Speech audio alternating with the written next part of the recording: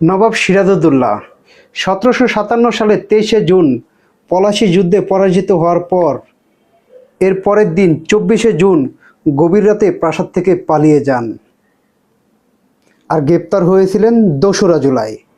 24শে June থেকে 2রা জুলাই এই 9 দিনে নবাব সিরাজউদ্দৌলার জীবনে কি ঘটেছিল, কে বা তাকে ধরিয়ে দিয়েছিল মীর জাফরের কাছে?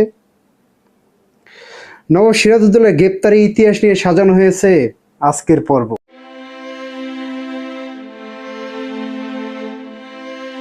23শে জুন 1757 পলাশী যুদ্ধে পরাজিত হন বাংলার শেষ স্বাধীন নবাব সিরাজউদ্দৌলা।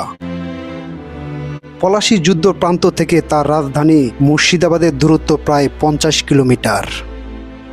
সিরাজউদ্দৌলা তখনও গ্রেপ্তার হননি। যুদ্ধের ময়দান থেকে সারা রাত উটের পিঠে চেপে পরের দিন ভোরে সিরাজ পৌঁছেছিলেন তার রাজধানীতে। মীর জাফর আর রবার্ট ক্লাইভ তখনও পলাশী প্রান্তরেই রয়েছেন। পরের দিন সকালে অর্থাৎ 24শে জুন রবার্ট ক্লাইভ মীর জাফরের কাছে একটি চিরকুট পাঠান।